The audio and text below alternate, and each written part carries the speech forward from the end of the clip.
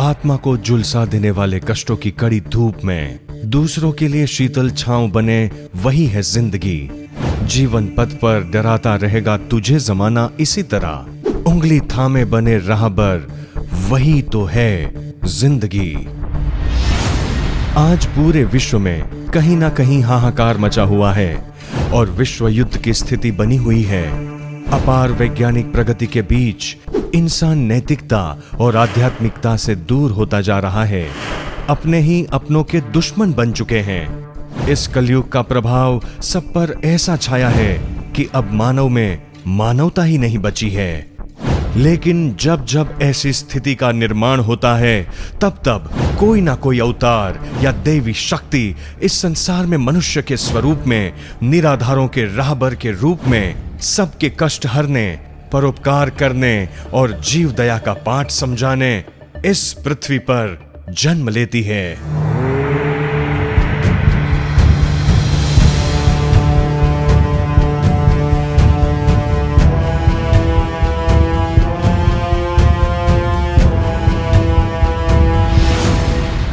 अध्याय पहला, शारदाबेन जन्मोत्सव और अग्निपथ। बस ऐसे ही कल्याणकारी तारणहार पुण्यात्मा ने 21 जून 1930 के दिन गुजरात में सुरेंद्रनगर जिले के मूली तालुका में स्थित नवाणिया गांव में शेठ मोहनलाल जी शाह और शेठानी रंभाबेन शाह के सुखी संपन्न परिवार में एक तेजस्वी बालिका ने जन्म लिया था, जिसका नाम था शारदाबेन। 2 भाइयों और 3 बहनों में शारदाबेन सबसे छोटी और सबकी लाडली थी। मोहनलाल जी के परिवार पे मानो खुशियों की बारिश हो रही थी, लेकिन वो बारिश लंबी नहीं टिकी। नियति को कुछ अलग ही मंजूर था। महज 11 महीने की कम उम्र में शारदाबेन ने अपनी मां को गवा दिया।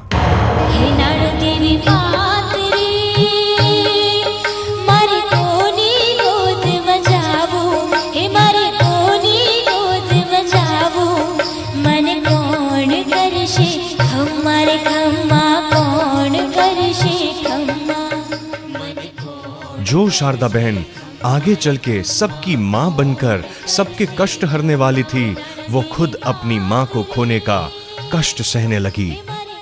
लेकिन शारदाबेन के पिता मोहनलाल जी ने उसे कभी मां की कमी महसूस नहीं होने दी और बड़े ही प्यार से शारदाबेन का लालन पालन करने लगे। लेकिन नियति ने फिर करवट ली। मानो जैसे शारदाबेन का कष्टों के साथ चोली दामन का नाता बन गया हो। अति संवेदन, अपेक्षाएं, इच्छाओं का अंत नहीं, चक्र सनातन रहे घूमता, हमेशा कहीं बसंत नहीं। एक बार मोहनलाल जी शारदाबेन के लिए नए चनिया चोली लाए थे। शेठ मोहनलाल जी कपास के व्यापारी होने की वजह से घर में कपास की बोरियां रहती थी। नए चनिया चोली पहनकर शारदाबेन रात्रि के समय अंधेरे में अपने पिता को बुलाने जा रहे थे और तभी उनकी चनिया चोली जलते लालटेन में फंस गई। जलता हुआ लालटेन चनिया चोली पे गिरा और देखते ही देखते पूरी चनिया चोली जल गई। शारदाबेन के पांव इतनी बुरी तरह से जल गए थे कि दोनों पांव चिपक गए थे। उनको इलाज के लिए तुरंत अहमदाबाद में ले जाया गया। मोहनलाल जी, आपकी बिटिया के पांव बुरी तरह से जल गए हैं। हमने ऑपरेशन तो कर दिया है, लेकिन मुझे डर है कि आपकी शारदा शायद फिर कभी अपने पैरों पर खड़ी नहीं हो पाएगी। लेकिन शारदाबेन हार मानने वालों में से नहीं थे। जन्म जन्मांतरों के पुण्य के प्रताप से शारदाबेन अपनी नियति से भिड़ गए। कड़ी मेहनत, धैर्य और श्रद्धा से शारदाबेन ने इस चुनौती का भी सामना किया और अनहोनी को होनी में बदलते हुए धीरे धीरे वो चलने लगे। जो चाहिए वो पाना सफल इंसान की निशानी है, लेकिन जो मिला है उसी में खुश होकर आगे बढ़ते रहना दैवी इंसान की निशानी है। इस प्रकार बचपन से ही शारदाबेन अपने पुण्यशाली आत्मा की प्रतीति करवाते रहे, परंतु पिता का साथ भी लंबा नहीं चला। जब शारदाबेन 9 साल के थे तब मोहनलाल जी का भी देहांत हो गया। नारदेवी मात रे, तू जा जा जा तो, तू त्या थरा तो, मन कौन करशे हमारे खम्मा, कौन करशे खम्मा। इतनी छोटी उम्र में शारदाबेन के सर से माता और पिता दोनों का हाथ उठ गया था, और उसके बाद से शारदाबेन की बुआ जी उन्हें माता और पिता का प्यार देकर उनका लालन पालन करने लगी। जरा सोचिए, 9 साल की बच्ची इतनी कम उम्र में अनाथ हो जाने के बावजूद आगे चल के हजारों लोगों की कष्टहारिणी माँ बनने वाली थी। शारदाबेन का जीवन पटरी पर आए उससे पहले ही मानो मुसीबतें जैसे खत्म होने का नाम ही नहीं ले रही थी। बुआ जी भी शारदाबेन को इस दुनिया में अकेला छोड़कर विदा हो गई।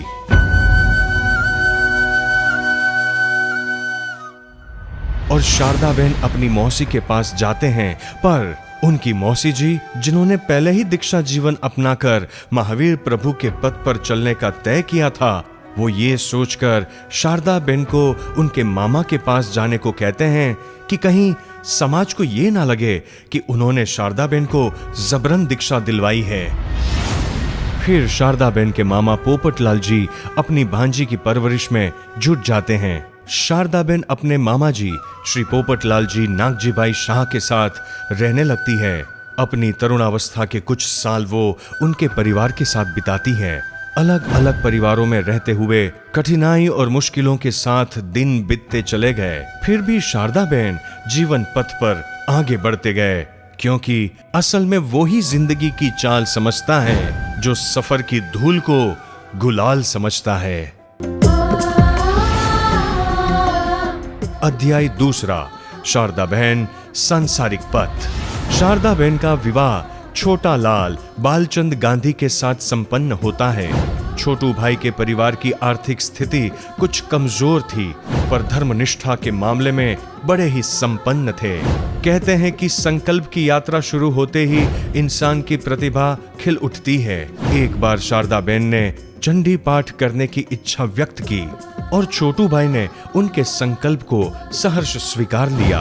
5 अप्रैल 1974 चैत्र सुद 14 को चंडी पाठ पूजा संपन्न हुई और उनकी कुल देवी श्री नाण देवी माँ शारदाबेन में प्रकट हुई। माँ ने छोटू भाई से पूछा, तुम बता सकते हो कि मैं कौन हूँ? छोटू भाई समझ गए कि ये उनकी कुल देवी श्री नाण देवी माँ ही हैं, इसलिए उन्होंने पहले माँ को वंदन किया और कहा, आप हमारी कुलदेवी हैं।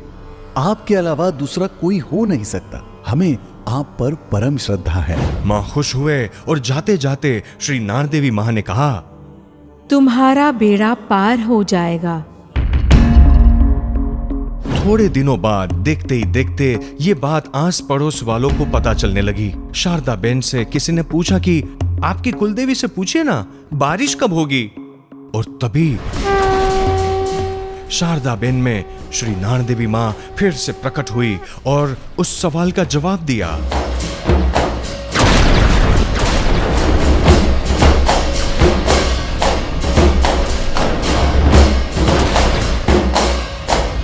उन्हीं दिनों मूसलाधार बारिश वाली एक शाम को एक अलौकिक घटना घटी। अरे माँ जी, आप इतनी बारिश में इस हाल में? बेटी, बारिश में मेरे सारे कपड़े भीग गए हैं, मुझे सूखे कपड़े दे दे। कपड़े तो आपको खाना दे दूं? नहीं बेटी, मुझे कपड़े ही दे दे। आपको कुछ पैसे दे दूं तो चलेगा? नहीं, मुझे तो कपड़े ही चाहिए। ठीक है, रुकिए। माताजी, अगर आप ये कपड़े उन्हें दे देंगी तो आप क्या करेंगे? वैसे भी आपके पास कपड़े बहुत कम हैं। बेटा, मेरे पास कम तो हैं, उस माँ जी के पास तो है ही नहीं, और हमारे घर से कभी कोई खाली हाथ नहीं जाना चाहिए। अल्पा, जरा जाके देख वो माँ जी कहाँ चले गए। उन्हें कुछ खाने का सामान भी दे देते हैं। वो बूढ़ी औरत और कोई नहीं, श्री नाण देवी मां थी, जो शारदा बेन की परीक्षा करने आई थी।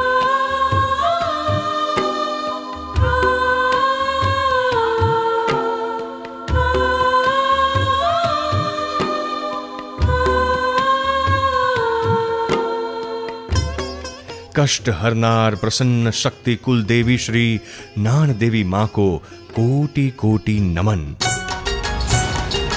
16 जून 1974 रविवार जेठ वद 11 के दिन श्री नाण देवी मां शारदा बेन में प्रकट हुई और लगातार 5 दिनों तक गरबा खेलते रहे।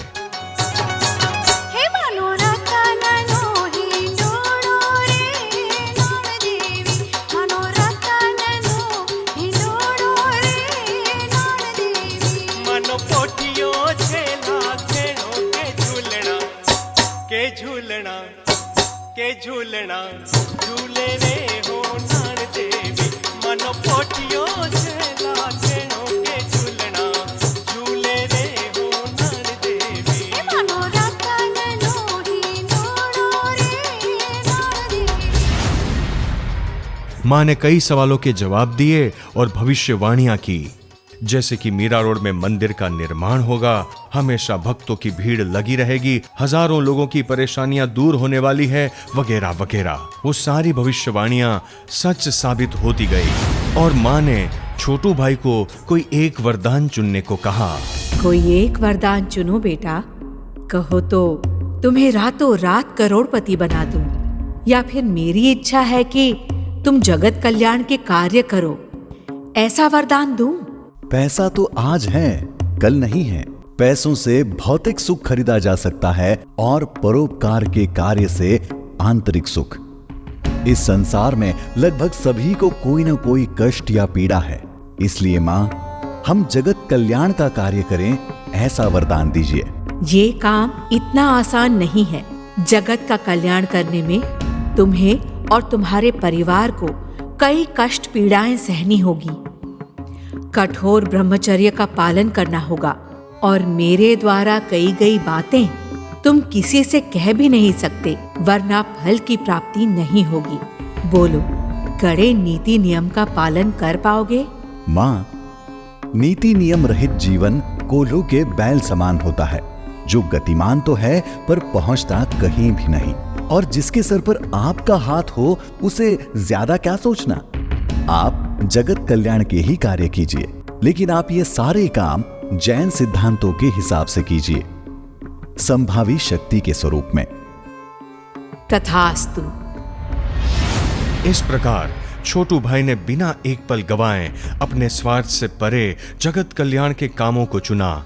जो मात्र खुद के लिए जीते हैं उनका मरण होता है, पर दूसरों के लिए जीने वालों का हमेशा स्मरण होता है।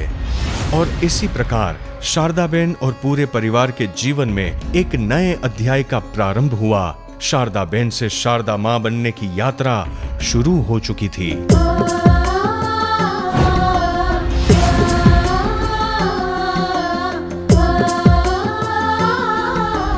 शारदा मां ने अपने आप को जगत कल्याण के कार्यों में समर्पित कर दिया था। शारदा मां ने 5 इंद्रियों का संयम ग्रहण करके जीव दया की चूनर ओढ़ ली। तन मन धन पूज्य मां के चरणों में समर्पित करके पूरे परिवार को प्यार से इस भगीरथ कार्य में जोड़ लिया। जैन सिद्धांतों के अनुसार संभावी शक्ति के स्वरूप में सेवा कार्य करने की शुरुआत की और 24 घंटे सेवा कार्यों में लगे रहे। श्री नाण देवी मां के जैन सिद्धांतों के अनुसार 5 हथियार थे: गुलाब, दीपक, मंत्र, रक्षा और अमृत। वासक्षेप से शारदा मां लोगों की आत्मा में ज्ञान का संचार करते थे। 10 धनुष्य को उठाने में जितनी शक्ति की जरूरत पड़ती है, उतनी शक्ति एक रक्षा बनाने के लिए शारदाबेन लगाते थे। छोटू भाई और शारदा मां ने श्री नाण देवी मां के दर्शन करने 9 बार भक्तों के साथ थराद की यात्रा की। उन 9 प्रवासों में कई सारी बाधाएं और चुनौतियां आईं, लेकिन फिर भी उन विकट परिस्थितियों का धैर्यपूर्वक सामना किया। नौवीं यात्रा में शारदा मां कुछ ही भक्तों और परिवार को साथ ले गए थे। श्री नान देवी मां के दर्शन करने के बाद पास की एक बावड़ी जिसमें श्री नान देवी उतर गए थे, वहां दर्शन करने गए।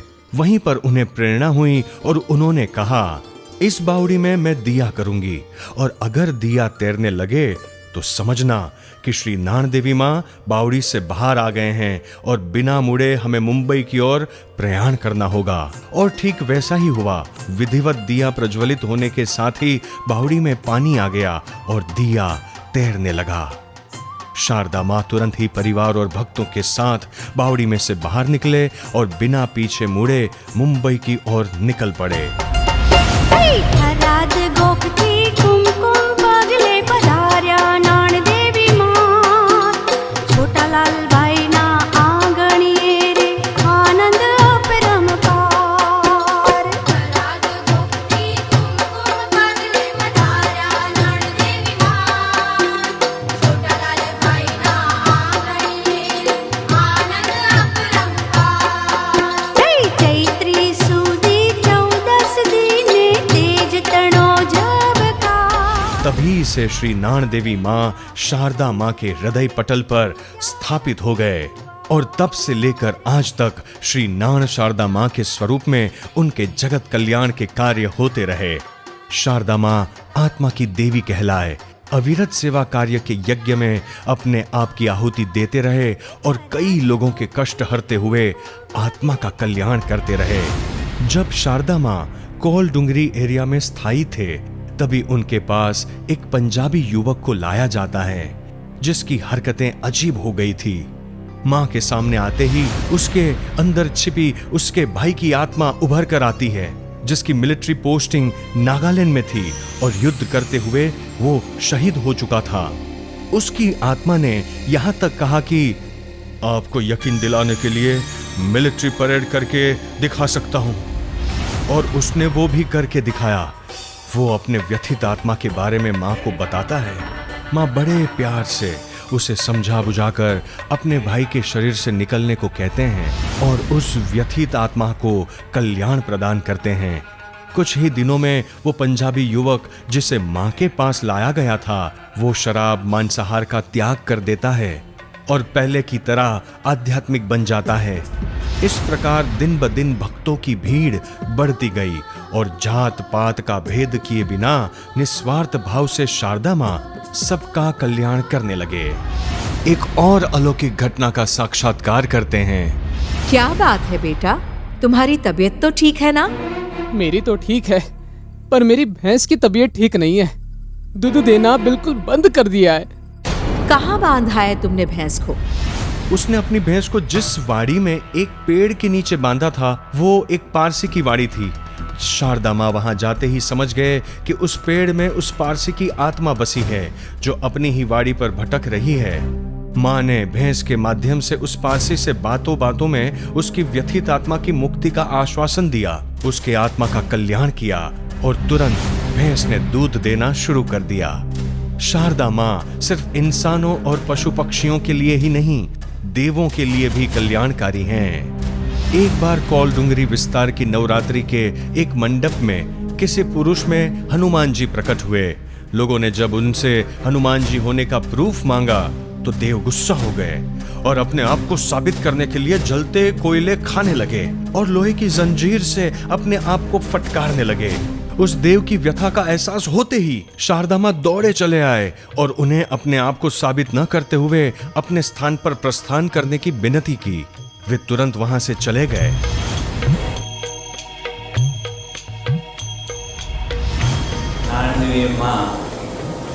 જેમના શારદા મા ઉપર પ્રસન્ન થયા હતા, એ શારદા મા છેલ્લા 5 દાયકાથી એટલે 50 વર્ષથી લોકોના કાર્યો કર્યા।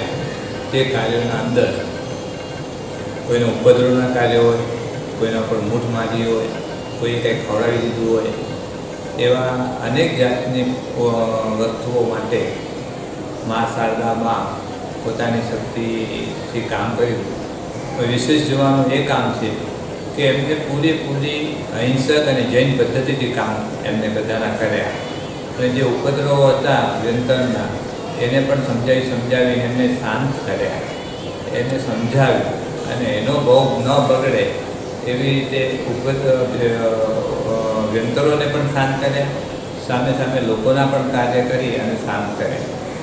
એમાં વિશેષ રૂપે મારા જીવનના અંદર 3 દાયકાથી મારા તપના અંદર જે વિઘ્નો આવતા હતા એ વિઘ્નોથી એમની પાસે મને જૂવાળા પ્રજ્ઞાબેન અને કુનાલ મને ત્યાં લઈ ગયા અને એમનો શક્તિનો મને પરિચય કરાવ્યો. અને જે મને વિઘ્નો આવતા હતા એ વિઘ્નોથી મારા તપનો અંતરાય જે વિઘ્નો દૂર કર્યા એમની રક્ષાથી, એમના વાસ્કેટ. અને જ્યારે મારા પારણા થાય, મોટા તપના પારણા થાય, એ તપના અંદર એ વિધિ કરીને મને જે આપતા હતા એ પારણામાં હું લઈ અને મારું નિર્વિઘ્ન પૂર્ણ થતું ગયું. અને એનાથી મારા 2 વર્ષિત તપ, સંપૂર્ણત્વ સંવત્સર તપ 480 દિવસનું અને પહેલા માસક્રમથી પતાવતા આજે 100 માસક્રમ સુધી કરાવ્યા અને 6 વાર 180 ઉપવાસના અંદર મને જે વિઘ્નો આવ્યા એ વિઘ્નો એ નાણદેવી માં શારદા માં દ્વારા મને પૂર્ણ કરાવ્યા. એટલો મોટો આ જબરજસ્ત શક્તિ હતી જેણે ઓળખી છે, એને ઘણો લાભ થયો છે. એના પુણ્ય સારા પ્રબળ કામ કરતા હતા એ માં શારદાદેવી પાસે આવી અને કર્યા. અને છેલ્લે એમની ગેરહાજરી અને બહુ દુઃખદાયી છે. હવે એમના બહુ મોટો પ્રશ્ન આવીને ઊભો રહ્યો છે.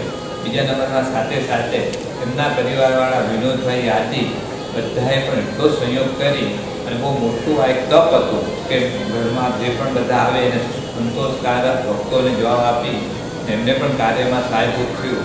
એટલે એમના પણ આપણે ખૂબ આજે પણ યાદ કરીએ કે અને જે પણ માં જ્યાં પણ હોય ફરીથી ઉપર તેમાં ઉપર દિવ્ય આશીષ વરસાવે અમારા આવનારા વિઘ્નો દૂર કરે એવી માં શારદા માને પ્રાર્થના.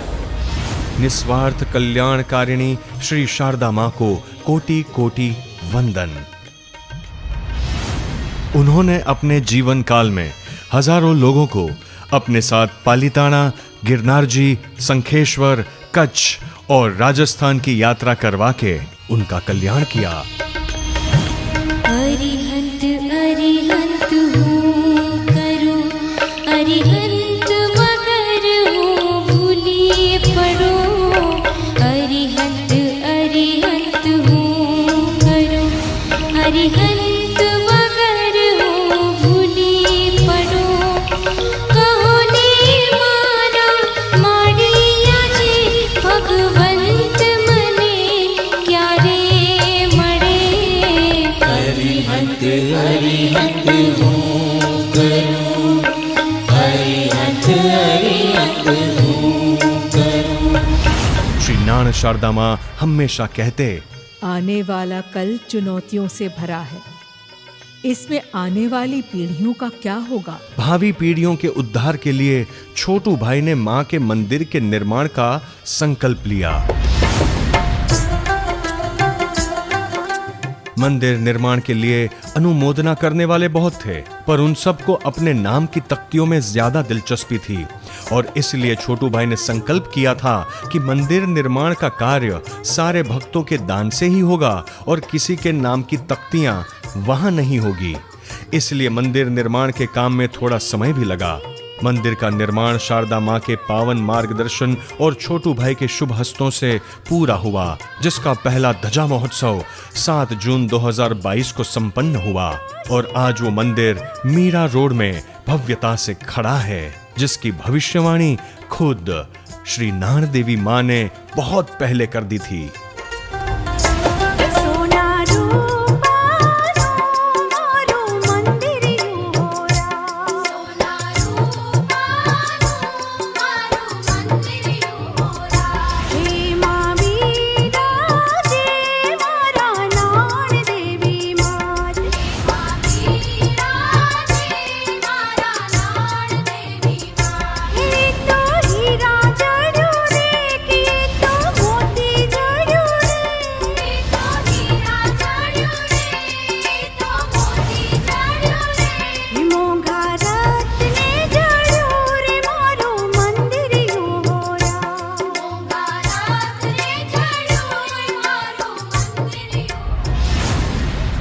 31 दिसंबर 1998 के दिन श्री छोटू भाई पंच महाभूत में विलीन हो गए।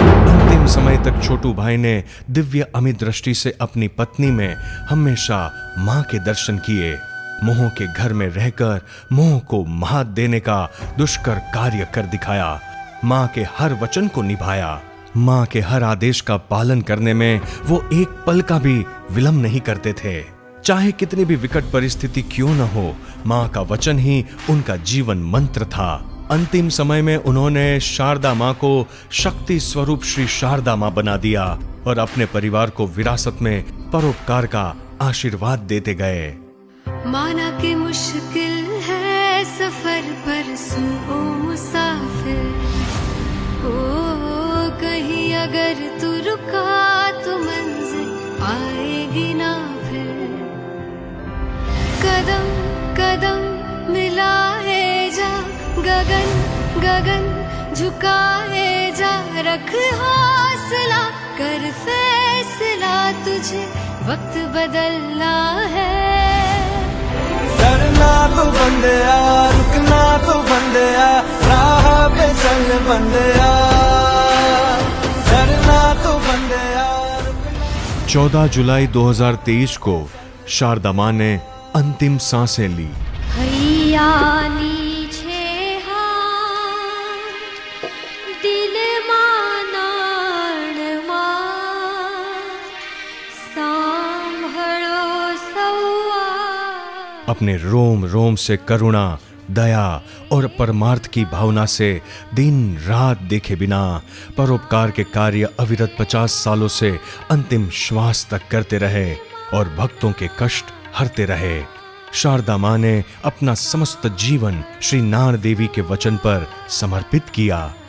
श्री नान देवी मां का वचन ही शारदा मां का जीवन बन चुका था। श्री शारदा मां हमेशा कहते थे, बेटा, भगवान को भी जाना पड़ा था। जिसका नाम है उसका नाश निश्चित है। मुझे भी जाना पड़ेगा क्योंकि मृत्यु सबकी तय है। फिर भी छोटू भाई के परिवार और भक्तों की विनती करने पर श्री नान देवी मां ने शारदा मां को 3-4 बार मरणांत उपसर्गों से सुरक्षित रखा। उनकी आयु के लगभग 20 साल बढ़ा दिए। शारदा मां के अंतिम वचन थे, बेटा, शरीर नश्वर है, आत्मा अमर है। मैं ये शरीर त्यागती हूँ, लेकिन जो भक्तगण मुझ में श्रद्धा रखेंगे, मैं हमेशा उनके कष्टों को हरती रहूंगी और कल्याण करती रहूंगी। नारायणी सकल सृष्टि तारिणी, सर्वव्यापी सदा। नारायणी सकल सृष्टि तारिणी, सर्वव्यापी सदा। तू ही मैया नाण मां, तू ही मैया शारदा, सर्वव्यापी सदा। नारायणी। और इसलिए हम उन्हें कष्ट हरनार श्री नान शारदा मां कहते हैं। मां उस मिट्टी का वृक्ष नहीं जिसे नदियों ने सींचा है। बंजर माटी में पलकर मां ने मृत्यु से जीवन खींचा है। मां, मेरी मां, प्यारी मां, मम्मा। ओ मां, मेरी मां, प्यारी मां, मम्मा। हाथों की लकीरें बदल जाएंगी, गम की ये जंजीरें पिघल जाएंगी। हो खुदा पे भी असर, तू दुआओं का है घर। मेरी माँ, मेरी माँ, प्यारी माँ, मम्मा। ओ माँ, मेरी माँ, प्यारी माँ, मम्मा। बिगड़ी किस्मत भी संवर जाएगी, जिंदगी तराने खुशी के गाएगी। तेरे होते किसका डर, तू दुआओं का है घर। मेरी माँ, मेरी माँ, प्यारी माँ, मम्मा, हो माँ, मेरी माँ, प्यारी माँ, मम्मा।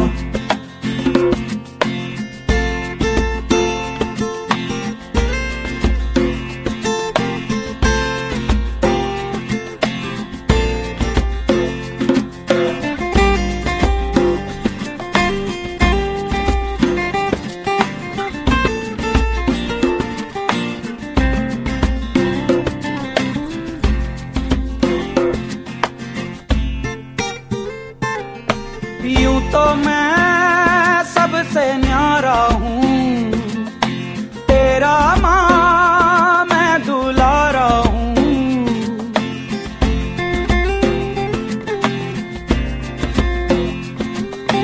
यूं तो मैं सबसे न्यारा हूँ, पर तेरा माँ मैं दुलारा हूँ।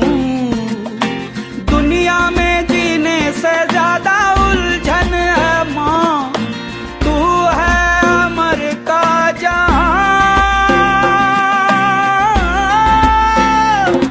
तू गुस्सा करती है बड़ा अच्छा लगता है, तू कान पकड़ती है बड़ी जोर से लगता है। मेरी माँ,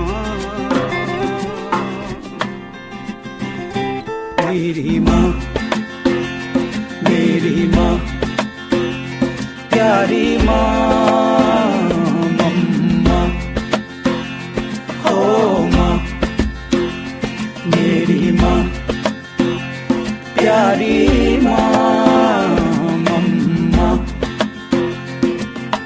हाथों की लकीरें बदल जाएंगी, गम की ये जंजीरें पिघल जाएंगी। हो खुदा पे भी असर, तू दुआओं का है घर।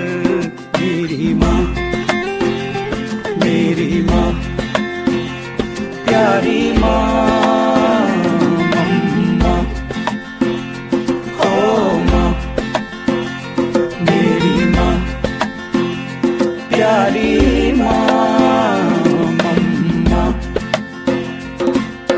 हाथों की लकीरें बदल जाएंगी, गम की ये जंजीरें पिघल जाएंगी। हो खुदा पे भी असर, तू दुआओं का है घर। मेरी माँ, मेरी माँ, प्यारी माँ, मम्मा।